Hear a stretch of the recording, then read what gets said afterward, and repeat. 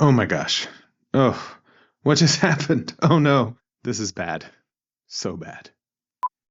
Today, we will build an entire wine region, complete with vineyards, new farming communities, commercial and office strips, and some signature buildings, all with a Southern California vibe here in Marathon Cove. Along the way, we are going to make a mistake. A pretty big one. And I don't mean the vineyard fire, although that is definitely not great for our region. We will just have to learn the hard way and stop doing something I thought was possible. It will remind us that sometimes you can let things get out of control with mods.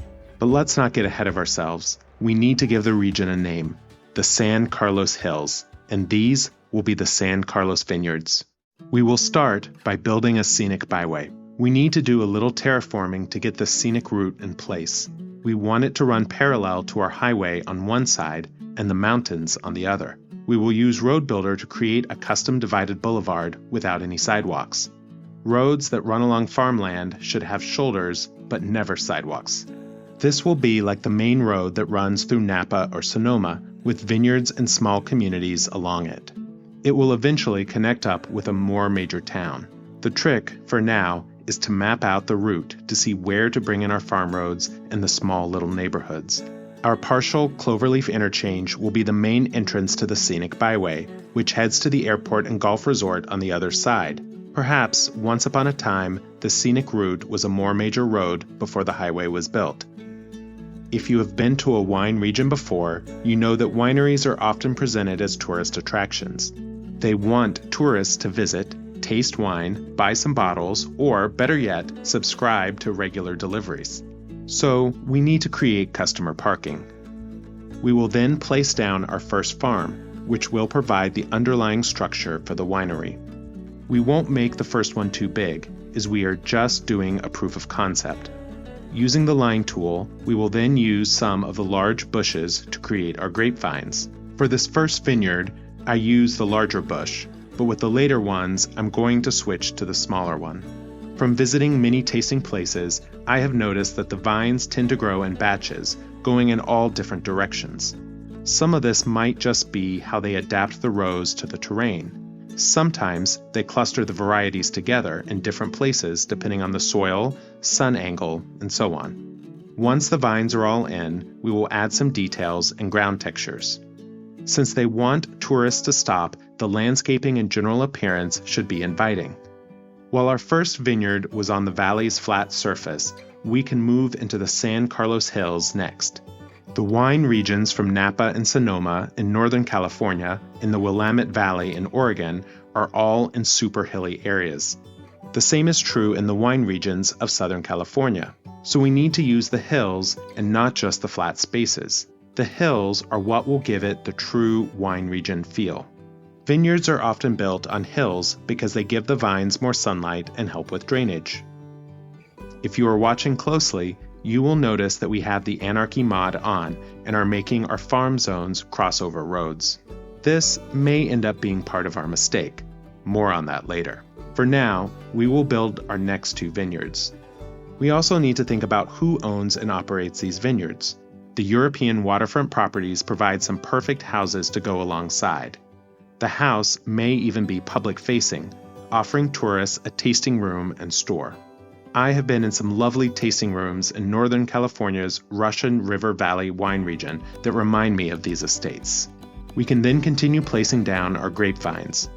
We will switch to the smaller wild bushes for these vineyards because they look a bit better. I wish we had more vine-like options to place along fences, but in the absence of those assets, the bushes will be perfectly good substitutes for now. Southern California receives a lot of direct sunlight daily and has a variety of microclimates, which are good for growing many different grape varieties. Let's imagine these vineyards grow various grapes, including Cabernet Sauvignon, Pinot Noir, Merlot, and Pinot Grigio. I really like how these rows look on the hills. One of the nice things about turning your farms into vineyards is how you can use the hilly land. The ups and downs of the vines on the slopes look natural and realistic. One mistake, however, is to use the wrong type of farm. I think wheat and cotton work well, but we should keep an eye on them to be sure. Livestock definitely does not work because you get too many random buildings popping up. I think I ran into this problem with vegetable farming as well. Obviously, you don't want random buildings in the middle of your vineyards. We will keep on the lookout. One option is to adjust the size of the farm zones to prevent buildings from sprouting. As you drive around wine country in northern or southern California, you will find many houses and small residential communities. Some people just like the quiet rural life, while others live there because they work in the grape or wine industry. We will make room for some houses as we put in our next vineyard. If you watch closely, you will see we make another mistake with the Anarchy mod, at least what I think is to blame for future problems. With vineyard number 4, we have drawn some of the farm zone outside the yellow boundary line. From an aesthetic standpoint, the larger field looks great, but I don't think the game mechanics like the farm zones to cross roads and go outside the boundary. We will pull the zone in a little bit, but I'm not sure if it is enough. Let's go ahead and add our customer parking. We want to get the wine tasting up and going.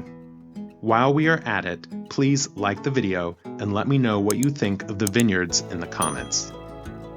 Vineyard number 4 is a lot of fun because we have more slopes and elevation changes. You can really see how the rows conform to the hills. I like putting in all the changes of direction.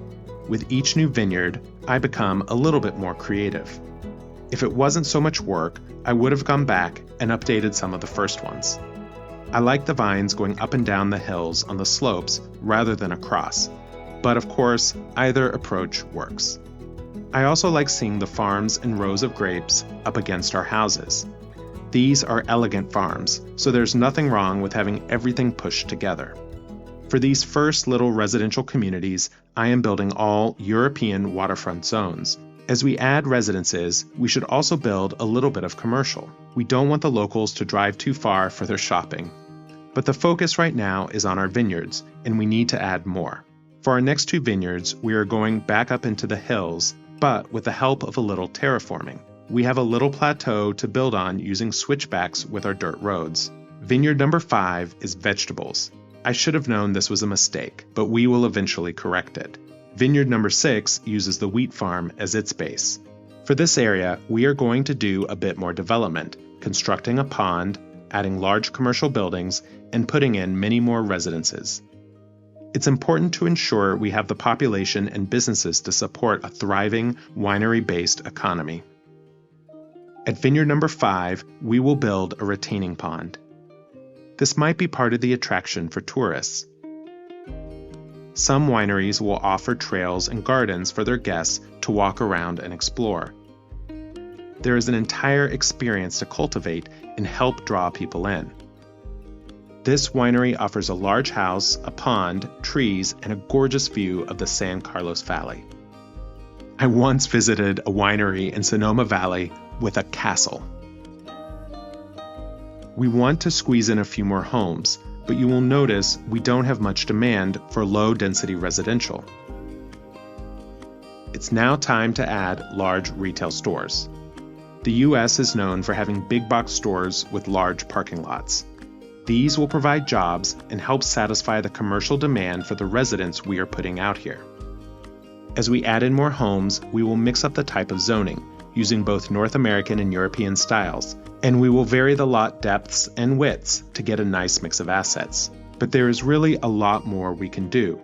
We left open land on the other side of the highway and our partial cloverleaf. We can build numerous commercial buildings and offices here without exhausting the demand. Many of these will be North American big box style, which helps with the look and maxing out the available jobs. To go for realism, adding a significant amount of parking is important.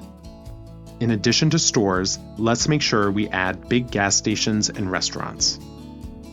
Several of the large European commercial structures also fit in nicely. And of course, what commercial strip in the US would be complete without a large auto dealership?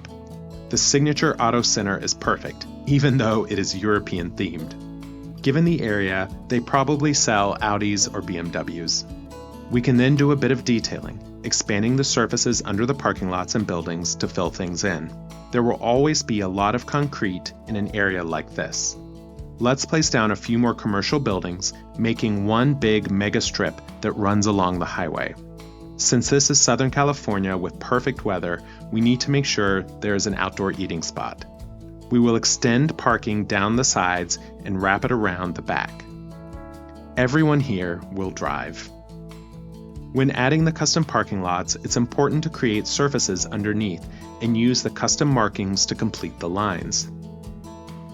As we fill in all of these lots, we should detail the spaces between and around each property. We will want to continue our Southern California landscape, using some dirt textures and lots of wild bushes. This gives an effect of an area that is semi-cultivated, but also blended in with the landscape. It also helps this area match the terrain around the golf resort, which relied heavily on wild bushes. And of course, the area would not be complete without palm trees.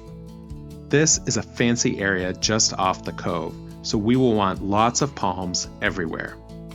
So far, these have all been commercial buildings, but some small offices would also be appropriate. Some of these folks might offer legal, tax, or financial services. There might even be a media or software company. When creating a commercial strip, fitting in a few offices adds to the realism and creates a nice mix of buildings.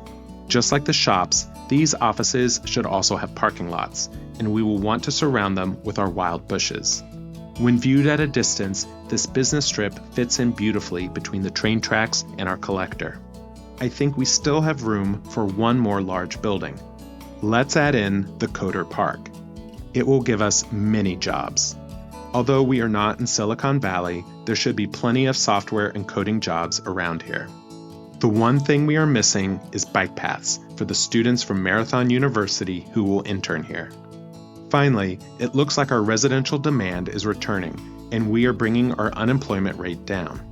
We should be nearly ready to return to our wine region. This business strip is lovely. Oh, and now we get our first wildfire. This has spread completely out of control, burning down a farm and many homes. We expanded our wine region, but we did not prepare for fire coverage. The only way to properly address it is with a fire helicopter depot. Sadly, this feels all too real based on what has happened in recent years. With the fire being managed, let's continue adding in some homes. Everyone wants to live in the beautiful San Carlos Hills. Unfortunately, it looks like our residential demand did not last long. This is where we discover the mistake we have made. Why do we have no low-density demand, but also don't have the workers we need for the vineyard? This is vineyard number 5 with our lovely pond. It just doesn't seem to be working. We can keep adding houses bit by bit as we get any demand, but no matter how many we add, no one is taking a job here. Something is definitely wrong and tells us that we have made a mistake. But what? While we contemplate, let's start filling in the rows of grapevines for number 5. This vineyard has some nice rolling hills, and the grapevines look lovely with the pond as backdrop. We are finally seeing more residential demand, so let's jump in and try to meet it as quickly as possible. Surely we can solve the problem of no workers by just getting more residents in. Another check of vineyard number 5 reveals that not a single person works here, even after adding in all these homes. So let's see if we can make a correction. We used anarchy to expand the field, crossing the yellow boundary line and the local roads. So perhaps the game just does not recognize this as a valid farm. Let's pull back the zone, ensuring all of it is inside the boundary, and reduce the number of roads it crosses. We will add our 7th vineyard to the newly opened space, this time carefully keeping it in the lines. A quick stats check shows us that this new vineyard already has employees, and finally, so does vineyard number 5. Success! So something about our boundary crossing just wasn't working. That should help us get things straight in the future. Let's add in another vineyard. We will also keep this one within reasonable boundaries. Now, we can fill this new vineyard in with plenty of rows of grapes. We will make sure it has space for customer parking and some detailing, and then we can continue filling in the rows of grapes. Our wine region is turning out to be quite robust. This will hopefully be a major part of the economy. California has so much agricultural land, so it's only natural that we would make agriculture a feature of Marathon Cove. The top of the plateau is getting quite full, but we still have some open spaces. We can now add a few more details to make this wine region what it needs to be. Planting trees and forests between the vineyards and around the homes helps show that this is a beautiful natural area. Adding parking lots gives us space for our customers. It would also be great if we could add in something touristy to really make this area attractive.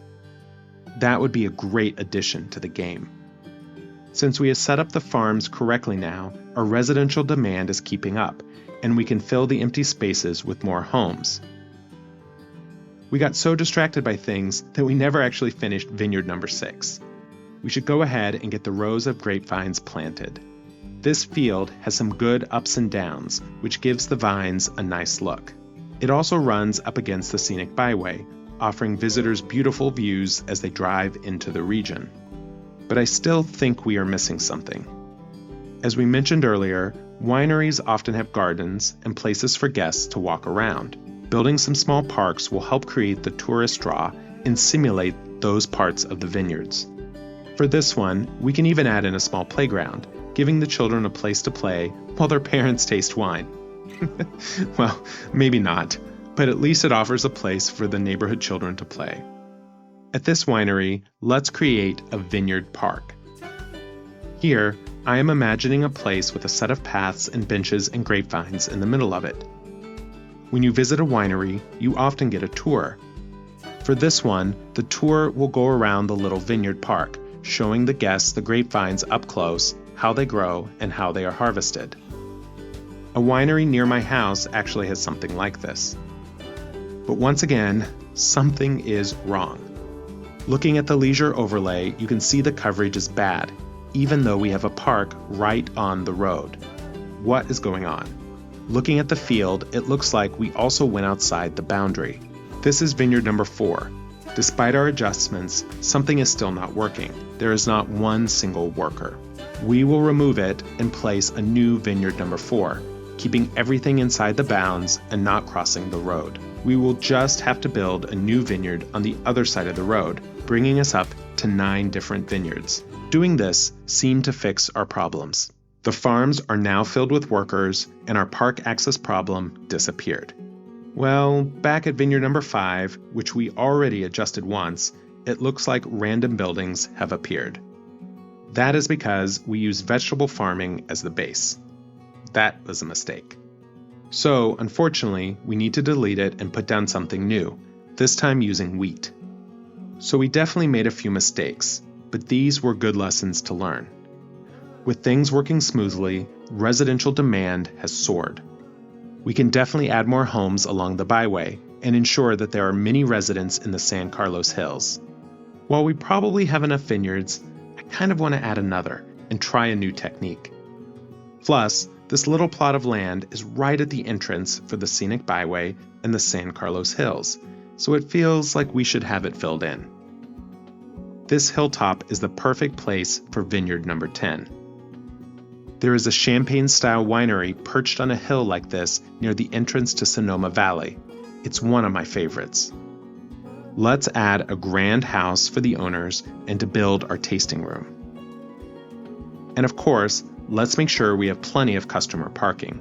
Since this is the first winery you see when you exit the highway, I imagine a lot of tourists will stop here. A small park ensures the attractiveness of the area. We will fill in the gaps with trees and homes, but the technique I want to try is with the grapevines. In all our other vineyards, we made the rows completely straight. For this one, I will use a slight offset of 0.2 or 0.3 to make the rows look a little more random. I actually like this a lot more, but too late to go back and redo all the other grapevines. So, what do you think of the San Carlos wine region? Please tell me in the comments, and don't forget to subscribe. And of course, if you're looking for more content, I have other videos you can watch.